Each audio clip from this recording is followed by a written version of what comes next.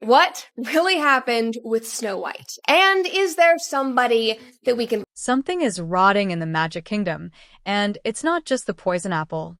Behind the smiles, behind the fireworks and fairy tales, Disney is quietly falling apart.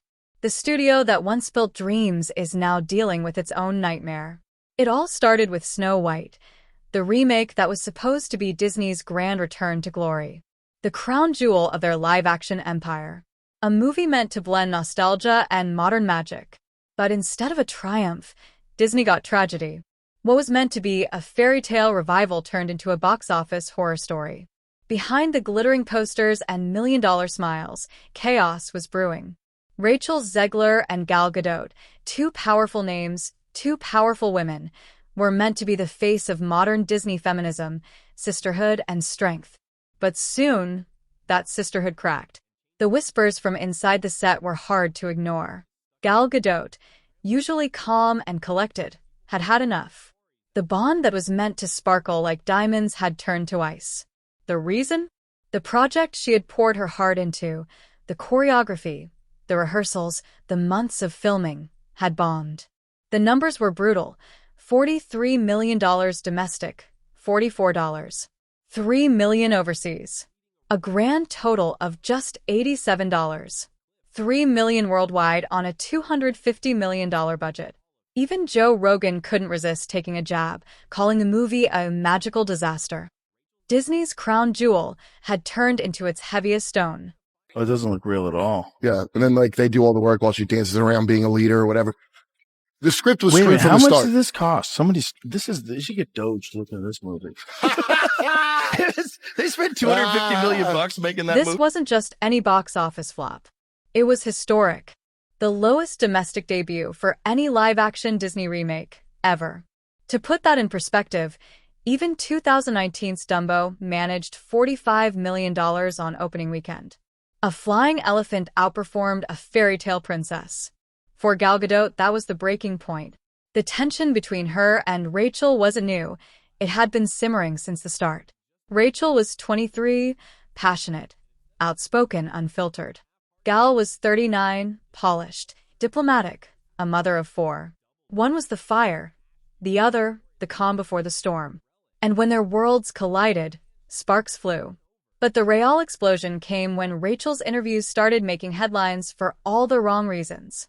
Snow White bombs, breaks records for the lowest live-action remake opening ever. It began innocently enough. Rachel sharing her thoughts about the original 1937 Snow White. Then she called it weird. Then outdated. And finally, she said the prince was basically a stalker. The internet erupted. Disney fans felt betrayed, accusing her of mocking the film that started the Disney magic. But what shocked people most was Gal Gadot's quiet reaction. Sources close to the production say she was baffled. "You don't criticize and cause drama for a project you signed on to do," one insider said. Gal had joined Snow White to honor its legacy, not destroy it. But Rachel's bold words felt like someone had tossed a match into a room full of fireworks. And before the smoke could clear, Rachel fanned the flames herself by announcing the new Snow White would completely rewrite the original. No prince, no rescue, a new kind of story. To some, it sounded empowering. To others, it sounded like arrogance.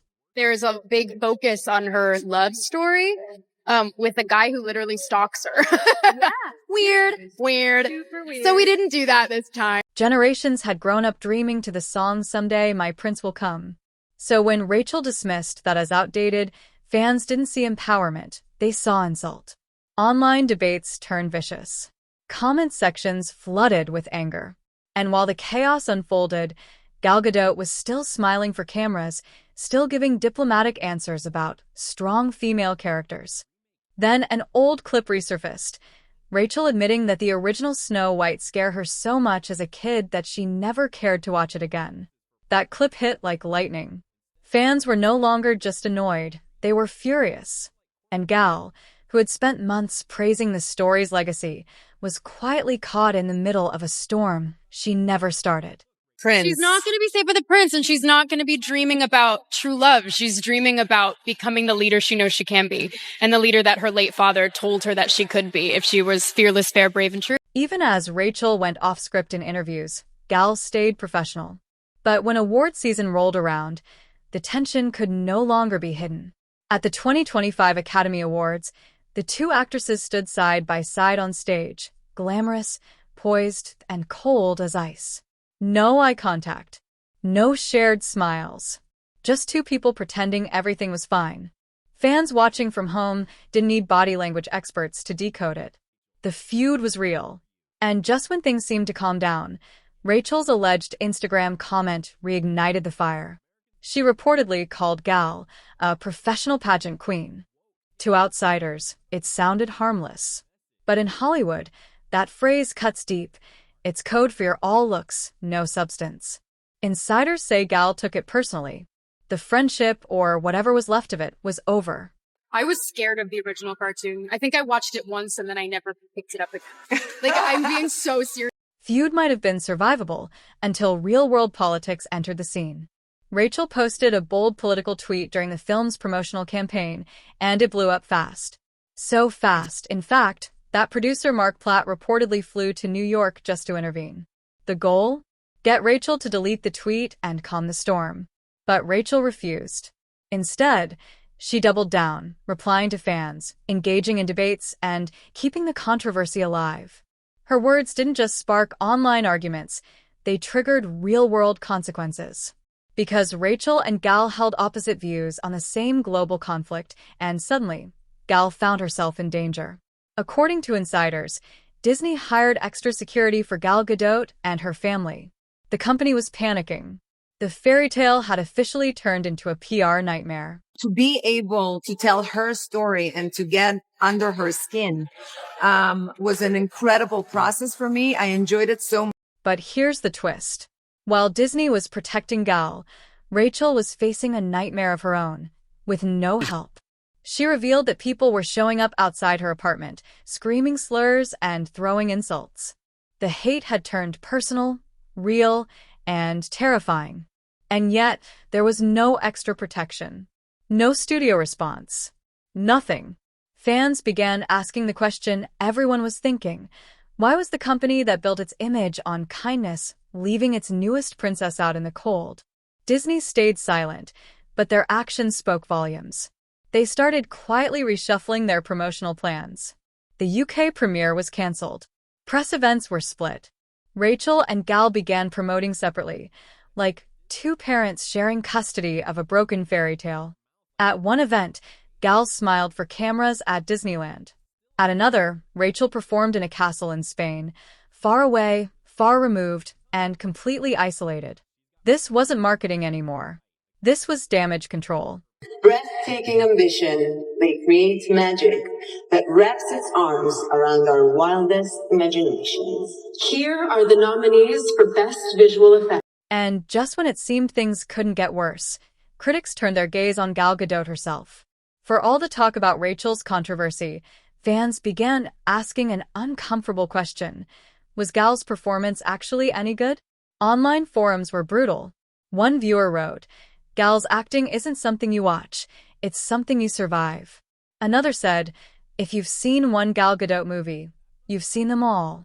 Her Hollywood Walk of Fame star, awarded right before the film's release, suddenly didn't feel like an honor. It felt like a PR distraction.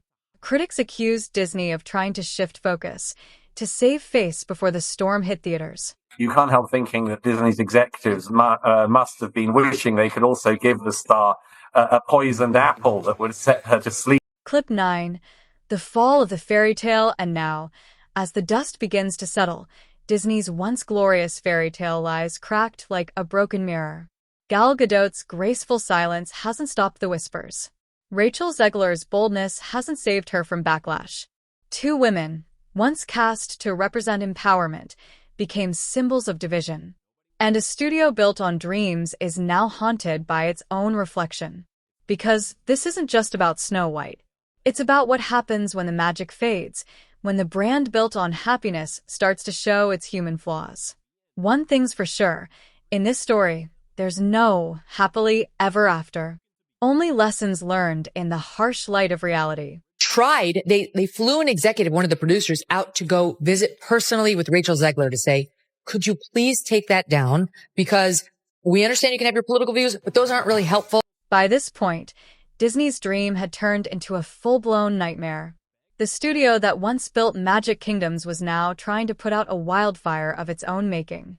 When Rachel Zegler refused to delete her political tweet, the company's executives went into crisis mode.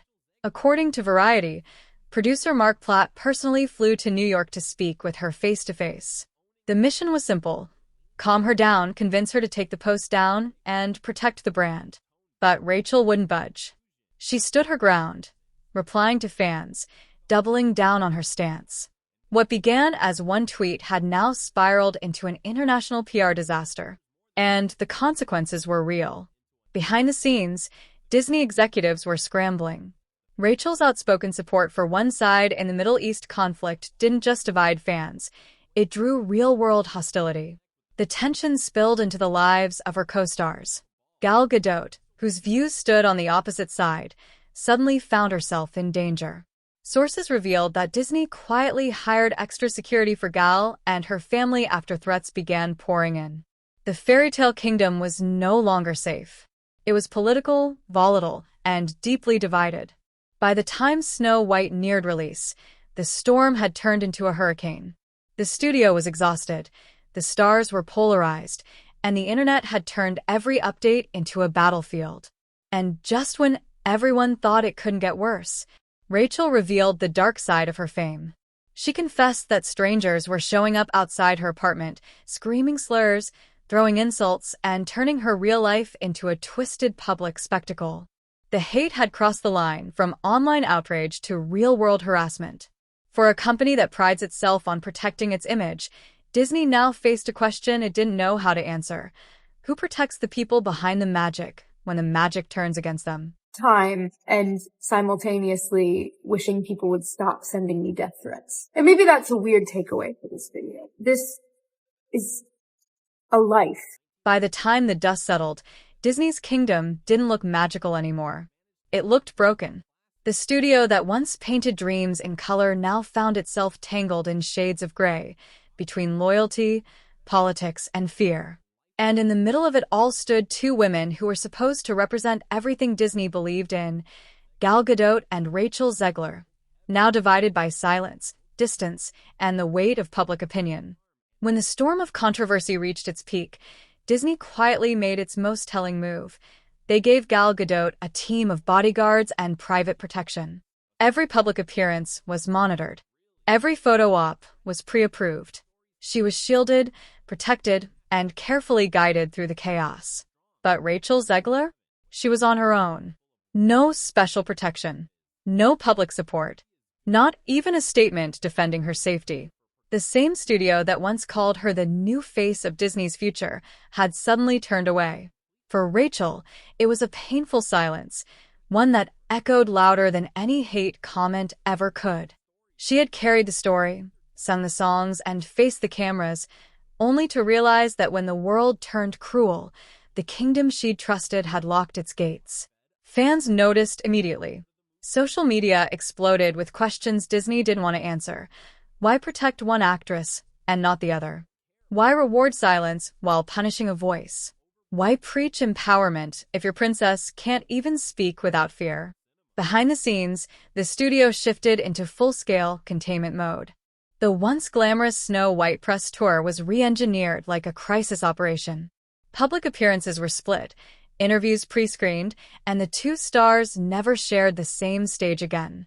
Gal Gadot smiled for cameras in Los Angeles, dazzling in red carpet gowns.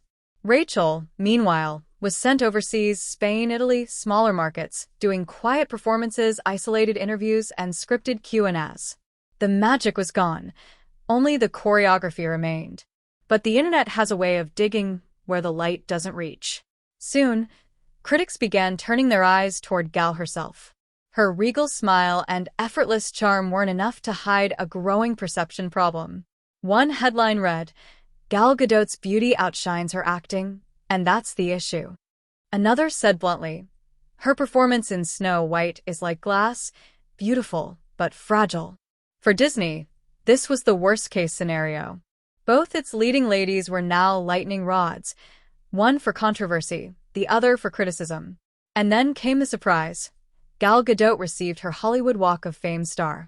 Under normal circumstances, it would have been a moment of pride, a celebration of a long career and a beloved face.